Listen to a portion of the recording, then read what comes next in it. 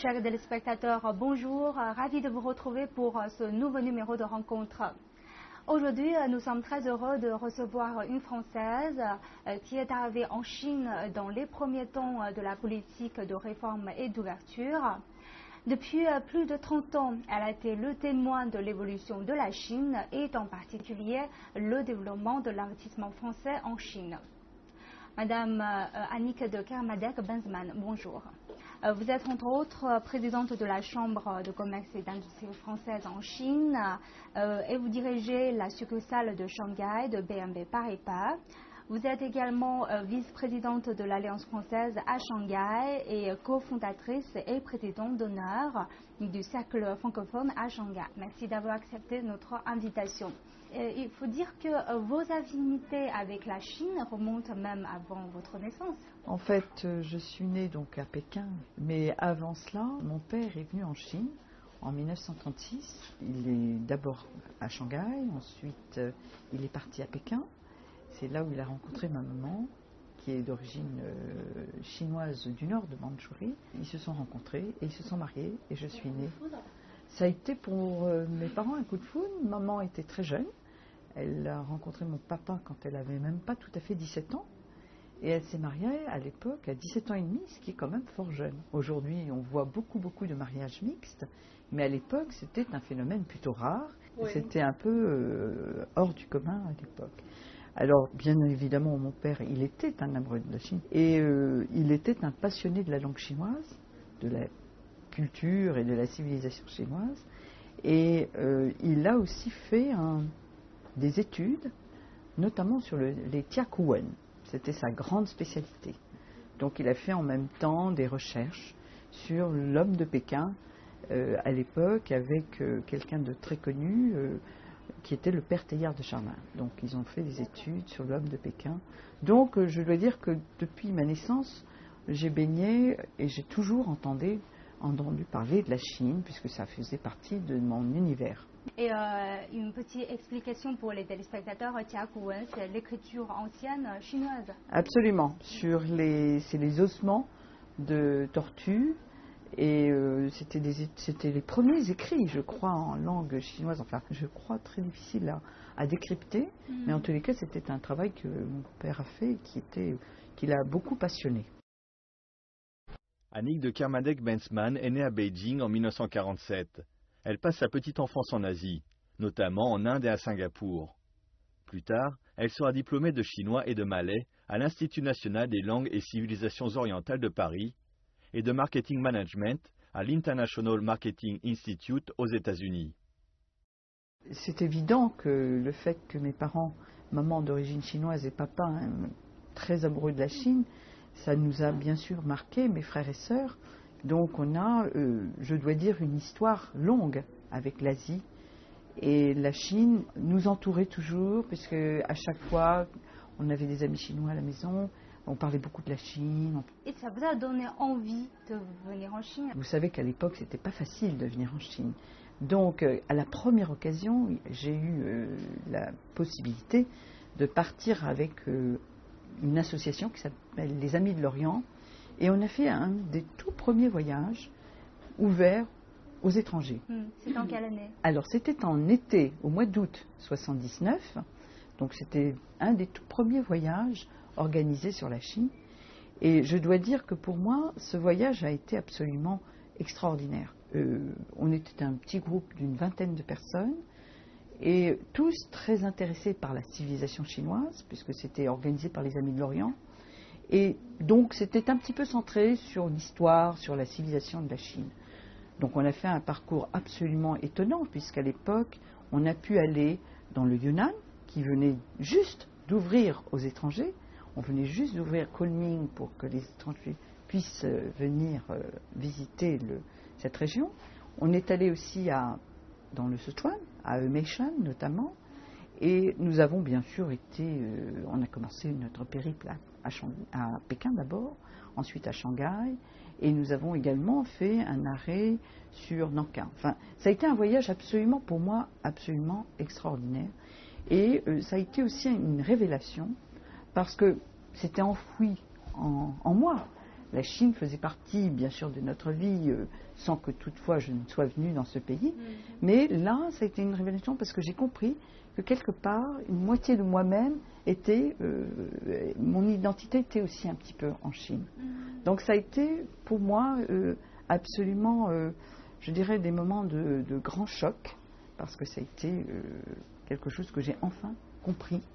Et je dois dire que j'avais plus qu'une envie après, c'est de revenir dans ce pays. Quand vous avez entendu parler de la Chine, vous avez une très forte envie de venir en Chine. Est-ce que là, vous avez formé une sorte d'imagination de la Chine? Et quand vous êtes enfin sur le sol chinois, vous êtes un peu choqué par l'image que vous avez formée avant? Bien sûr. Par exemple, vous savez, quand on lit dans les livres en France, on disait que les Chinoises avaient des nattes, qu'à l'époque, mais ça c'est encore plus ancien, les Chinoises avaient les pieds bandés.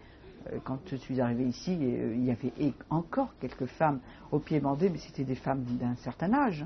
Et les femmes avaient de moins en moins les nattes.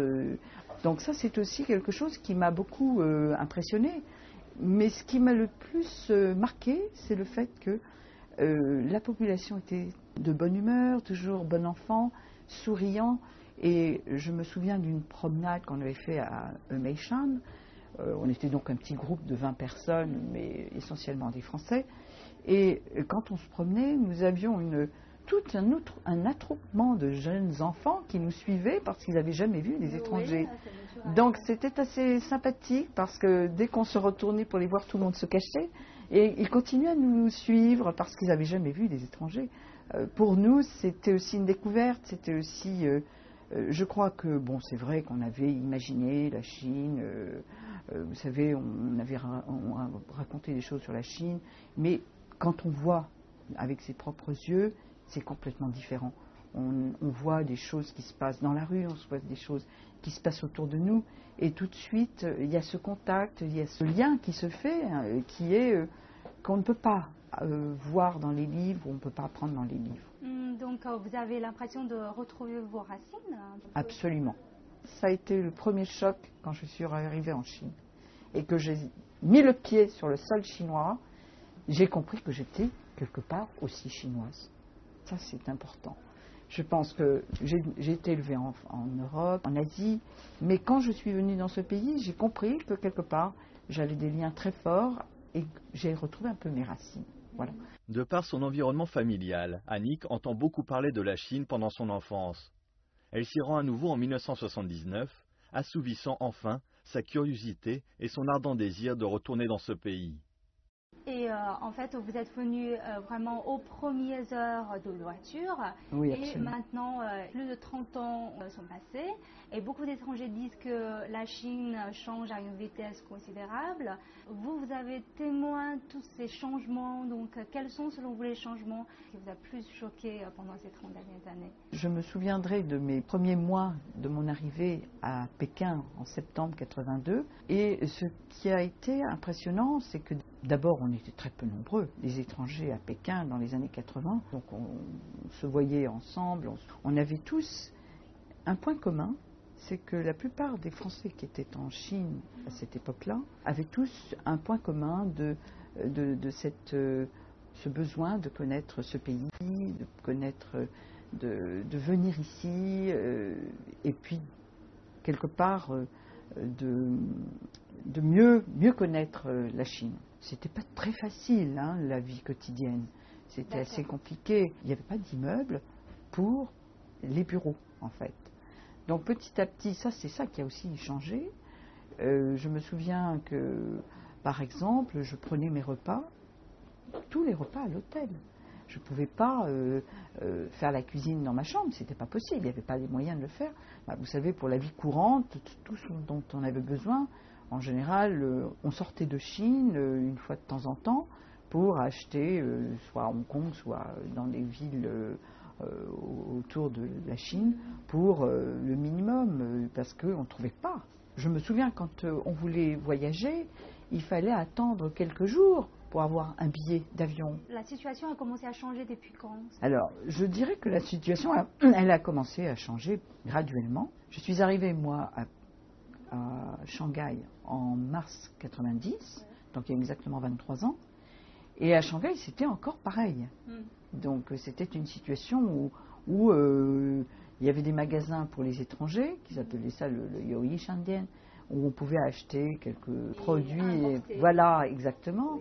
Même du beurre, il n'y en avait pas dans les magasins. Et ça, petit à petit, ça a changé au milieu des années 90. Et c'est là où sont arrivés un certain nombre d'entreprises françaises à Shanghai, puisqu'à l'époque, quand moi je suis arrivée à Shanghai, on était à peine une cinquantaine de Français.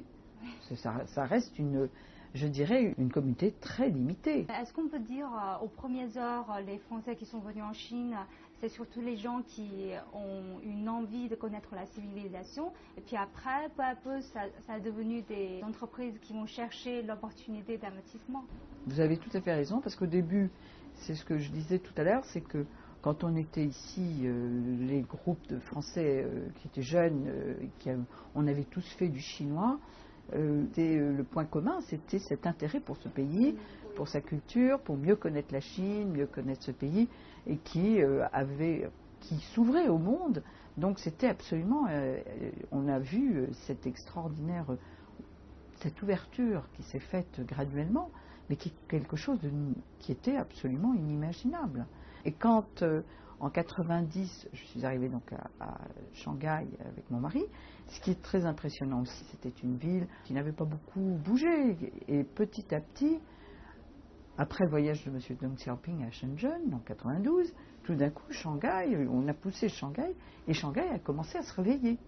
Donc les infrastructures, on a fait des ponts, des tunnels, des voies aériennes pour les voitures. Tout ça a commencé à changer. Et c'est vrai que c'était absolument impressionnant, parce que ça s'est fait dans un laps de temps très court.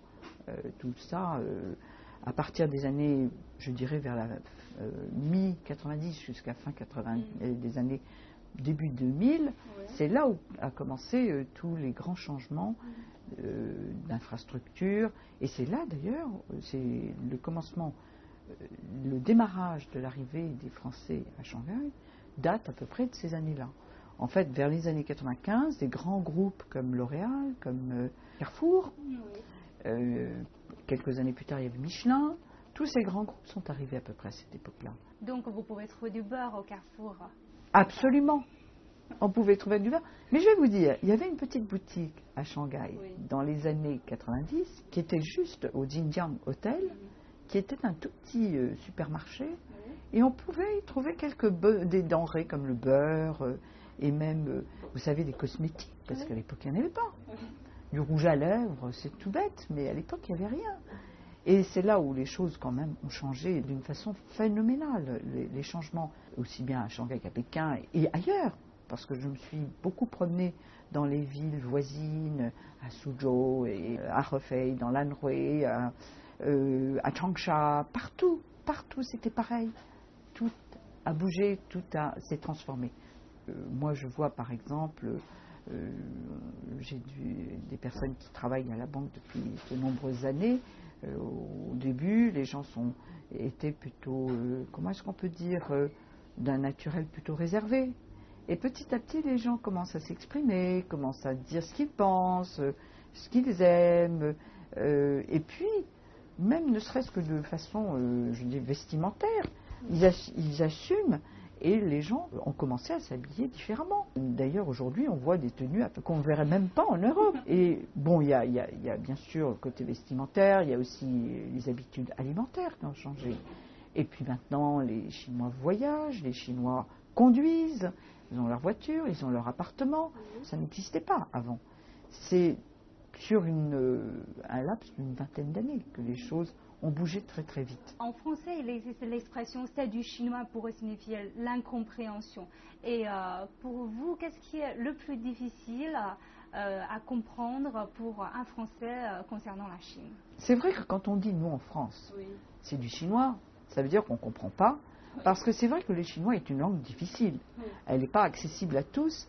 Et il faut quand même quelques années d'apprentissage avant de maîtriser la langue. C'est une langue différente, c'est une langue avec des intonations, donc c'est pas toujours facile d'attraper les bons tons. Ça, c'est une difficulté que je n'arrive pas complètement à maîtriser, même aujourd'hui, après tant d'années en Chine. Donc je veux dire que c'est vrai qu'on est quelque part, la langue chinoise, c'est pas une langue facile. Mais au-delà de ça, c'est vrai aussi que quand vous avez cette barrière linguistique, il est sûr que quand on n'arrive pas à communiquer, c'est là, en général, d'où viennent les malentendus. Maintenant, il y a beaucoup de gens qui parlent le chinois et qui croient qu'en parlant le chinois, ils comprennent la civilisation chinoise, ils comprennent la culture chinoise. Mais certains disent que c'est pas évident. C'est pas parce que vous parlez la langue que pour autant vous comprenez. Donc je crois qu'il y a aussi un effort à faire, un effort personnel pour déjà essayer de comprendre en lisant sur l'histoire de Chine, mieux comprendre aussi les différents courants philosophiques qui ont influencé ce pays, parce qu'il y a beaucoup et puis les croyances populaires. Même aujourd'hui, il y a des gens qui disent, voilà, moi je vois que pour le Nouvel An chinois, il y a tout un rite à faire, et tout ça, ça fait partie aussi d'un ensemble. Quand on parle la langue, ça ne suffit pas pour comprendre tout cet ensemble de rites, de coutumes qui font partie intégrante d'un peuple. Et est-ce que vous avez vécu des chocs culturels pendant des années travailler et vivre en Chine? Alors peut-être que j'ai eu de la chance. Oui. Parce que comme je suis née, bon, en Chine, c'est vrai que j'ai quitté la Chine, j'étais petite et un bébé, mais j'ai beaucoup vécu en Asie, en Indochine. J'ai passé mon enfance et mon adolescence entre le Vietnam, Singapour. Donc j'ai eu la chance de baigner dans un environnement, pas que chinois bien sûr, asiatique. Mais déjà ça m'a permis de ne pas avoir de choc culturel quand je suis venue ici. Mais quelque part aussi, c'est vrai que il faut faire un effort pour comprendre pourquoi telle et telle personne réagit de telle façon devant une certaine situation, alors que nous, on réagirait d'une façon différente. C'est ça, ensuite ça et ensuite ça. En Chine, ça peut être ça, mais ça peut être aussi ça. Ça dépend de la situation, ça dépend des personnes, ça dépend de tout en fait. Je pense que pour les gens qui viennent dans ce pays, il y a deux choses à savoir. Il faut être humble, parce que c'est en étant humble qu'on peut essayer de comprendre. Il faut être à l'écoute pour comprendre et essayer de se mettre à la place de la personne que vous avez en face de vous. Si vous êtes humble et si vous respectez, je crois déjà, avec ces deux conseils, on a déjà le moyen déjà de s'intégrer de façon plus facilement. Beaucoup d'étrangers arrivent en Chine avec des idées toutes faites, ils ont lu sur la Chine, ils pensent qu'ils connaissent ce pays, mais il faut quelque part être à l'écoute. Il faut être, comme vous venez de dire, il faut savoir être flexible et s'adapter. Ça fait partie des défis. Parce que c'est vrai que quand un entrepreneur, quand il vient dans ce pays, s'il a une attitude un peu trop rigide, eh bien... Rigide dans quel sens? Rigide dans sa façon de vouloir imposer ses règles, imposer sa façon de travailler. Je pense que ce qui est bien, c'est d'avoir une idée de la façon de faire, de diriger son entreprise, mais il faut en même temps lui donner les caractéristiques du pays. Et en Chine, ce qui est important, c'est essayer de voir comment on peut adapter ses méthodes de travail, sa façon de voir les choses dans l'environnement chinois et comment on peut marier les deux. C'est pas toujours évident parce qu'un entrepreneur, quand il a réussi en Europe, il pense pouvoir amener sa façon de travailler, son exemple, son modèle européen en Chine et il voudrait l'imposer. Mais ça ne peut pas marcher parce qu'en Chine, il y a un environnement qui est différent. En 1981, Annick de Kermanek-Benzmann rejoint la BNP en France. En 1982, elle est nommée à Beijing comme représentante adjointe pour la Chine. Elle participe à la création de l'Association des représentants de sociétés françaises à Beijing en 1983. Devenue la Chambre de commerce et d'industrie française en Chine en 1992, puis à la création de l'antenne de Shanghai de la CCIFC en 1997. Elle devient d'abord vice-présidente de la CCIFC avant d'en être élue présidente en 2005. Quand vous avez, après votre nomination à la présidente de la Chambre de commerce et d'industrie française en Chine, étant donné que vous êtes la première femme à diriger la Chambre et la première à baser à Shanghai, quelle était votre première réaction? J'étais quelque part très honorée et en même temps un petit peu inquiète de pouvoir, consciente que c'était une lourde tâche, j'étais donc un peu inquiète de pouvoir être à la hauteur de cette responsabilité. Ça a été un privilège pour moi de pouvoir mener la Chambre. Ça a été aussi une expérience très riche. Et quels sont, selon vous, les atouts et les difficultés d'être une femme dirigeante, surtout dans un pays étranger? Quand je suis arrivée en Chine, j'ai toujours reçu un accueil de la part de mes interlocuteurs chinois, des autorités chinoises. Ça a toujours été un accueil très chaleureux. Quand moi je rencontrais des autorités chinoises à l'époque, dans les années 80, oui, eux, ils se souvenaient de moi parce que j'étais la seule femme. Donc, la seule femme française bancaire à une réunion. Après, quand je revoyais ces personnes à d'autres réunions, ils me disaient « Ah, mais c'est vous que j'ai vu l'autre jour, vous représentez BNP, c'est bien ça ?» Oui. Voilà, donc ça me donnait quand même un petit avantage par rapport à mes confrères. Certains disent qu'en Chine, les femmes réjouissent plus d'égalité qu'en Europe ou en France. Ça, c'est une chose que j'ai remarquée. Les femmes ici en Chine, elles jouissent d'une égalité. Moi, je vois dans le secteur bancaire, il y a beaucoup de femmes qui sont à des postes de dirigeants et qui sont très compétentes. Alors, je pense que quand une femme arrive à ce poste-là, elle a peut-être travaillé 2 fois plus qu'un homme pour arriver là. Oui. Donc, elles sont en général des Nuchangren, oui, des femmes qui ont du caractère et des femmes qui sont ambitieuses. Donc, je dirais que pour moi, ça peut être un atout d'être une femme. Après être rentrée en France pendant 3 ans, Annick de Kermadec-Benzmann revient en Chine en 1990, à Shanghai cette fois, en qualité de représentante de la Chine de l'Est pour la BNP.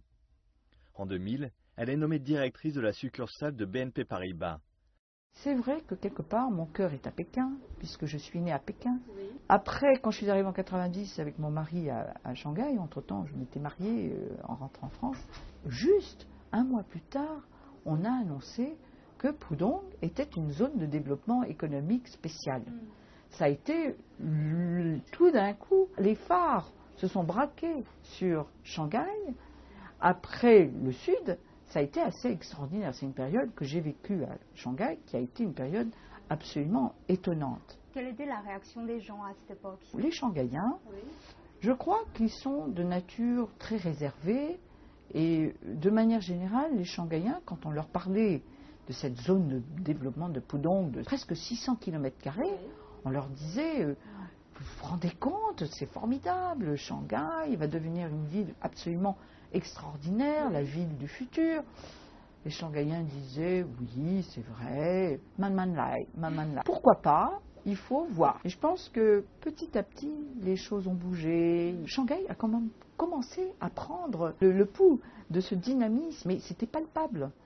Je me souviens à l'époque, quand on arrivait à Shanghai de l'extérieur, on arrivait, et Shanghai, on sentait le buzz. Un espèce de phénomène il se passait quelque chose à Shanghai. D'abord, il y a eu les aéroports, ensuite, il y a eu les tunnels, les ponts, les voies aériennes. Tout ça, ça a été absolument extraordinaire dans un laps de temps court. Shanghai s'est complètement métamorphosé. Mais pas simplement Shanghai, bon bien sûr Pudong, parce que Pudong, moi j'avais connu Pudong en 90, j'ai encore des photos de Pudong de l'époque, et Pudong il y avait quelques bâtiments, mais il y avait des rizières, il y avait des bâtiments, c'était un endroit très, je dirais, il n'y avait pas grand chose à Pudong. Et puis le quartier de Lujiazui s'est complètement, s'est transformé en l'espace de quelques années, de manière absolument phénoménale. Et aujourd'hui, on voit des tours à Lujiazui comme on n'en a jamais vu nulle part. C'est les tours les plus hautes. Mon bureau est dans la tour, on appelle ça le décapsuleur, vous savez, Et c'est une tour qui est absolument étonnante. Et à côté, on est à côté de la tour de Qingmao, qui est aussi une très très belle tour. Donc tout ça pour vous dire qu'en très peu de temps, Shanghai s'est complètement transformé. Mais pas que Shanghai. Vous allez à Suzhou, vous allez dans les petites villes autour de Shanghai, vous allez dans d'autres provinces, partout, partout, il y a eu le phénomène de cette boom économique, cette espèce de développement absolument impressionnant, c'est vrai. Et maintenant, ça fait 23 ans que je suis à Shanghai. Je me sens un petit peu shanghaïenne, et en même temps, bon, c'est vrai que j'aime beaucoup Shanghai, j'aime tout autant d'ailleurs Pékin, mais Shanghai, c'est différent, c'est une autre, je dirais, c'est un autre mode de vie. Et en même temps, je me dis, si je dois rester encore quelques années, pourquoi pas. J'aime beaucoup ce pays et je me sens, je dirais que je suis française, mais en même temps, je suis chinoise. Et dans quel sens vous vous sentez shanghaïenne ou chinoise? Par exemple, quand quelqu'un me dit quelque chose, je dis pas non, je dis ah oui, j'essaye de comprendre, mais je n'utilise pas le mot non. Et par exemple aussi, au bout de quelque temps, j'ai besoin de manger un peu de cuisine chinoise. Ça aussi. C'est physique. Hein. C'est physique, mais ça s'explique aussi parce que c'est un besoin. À la maison, j'ai de la chance. On fait moitié-moitié, quelquefois c'est européen, quelquefois c'est chinois. Mais j'ai un mari qui est devenu très chinois, parce que le matin, lui, il prend pour le petit déjeuner du xifan, enfin le chou. Alors moi, le porridge chinois, moi je ne suis pas encore là. Je peux en prendre une fois de temps en temps, mais je ne peux pas en prendre tous les jours. Mais mon mari prend du porridge le matin, à la chinoise. Nommée conseiller du commerce extérieur de la France en 1993, elle est trésorière de la section Chine des CCE. Elle est par ailleurs présidente d'honneur du Cercle francophone de Shanghai, dont elle fut l'un des membres fondateurs. Elle est également vice-présidente de l'Alliance française de Shanghai. Elle est nommée chevalier de l'Ordre national du mérite en 1996 et chevalier de la Légion d'honneur en 2008. En 2007, elle reçoit le prix Excellence in Business de l'Expatriate Professional Women's Society de Shanghai. Et ça va que pour les femmes qui réussissent dans leur carrière, c'est pas toujours facile de trouver un équilibre entre la carrière et la vie. Donc, est-ce que vous avez des bons moyens à donner aux téléspectateurs? Personnellement, nous n'avons pas eu d'enfants, je me suis mariée tard, mais je me dis qu'il faut toujours essayer de faire un équilibre entre sa vie professionnelle et sa vie privée. Pourquoi? Parce que je pense que une carrière c'est important. Il ne faut pas le négliger et il ne faut pas le nier. En même temps, je crois qu'il ne faut pas non plus se focaliser que sur ça. Il faut se dire qu'il y a autre chose dans la vie. Il faut un juste équilibre. Et une vie privée, une vie en famille, une vie avec ses enfants quand on a des enfants. Moi, j'ai pas d'enfants, mais j'ai 45 neveux et nièces. Moi, 24 de mon côté, 21 du côté de mon mari. Et la maison, c'est une maison, une grande famille. C'est une maison où on accueille tout le monde. Et tous mes neveux et nièces, mes frères et sœurs, et même mes beaux-frères, mes belles-sœurs sont venus nous voir en Chine sur ces années où nous sommes ici. Enfin, nous sommes en Chine. Et je crois que, quelque part, on essaye d'avoir un équilibre entre les deux. Et c'est peut-être ça le secret d'avoir une vie en quelque sorte réussie. Donc je vous remercie beaucoup d'avoir partagé votre expérience avec nos téléspectateurs et je vous souhaite vous allez continuer votre vie remplie d'amour et de bonheur. Je vous remercie beaucoup. Merci beaucoup. Merci.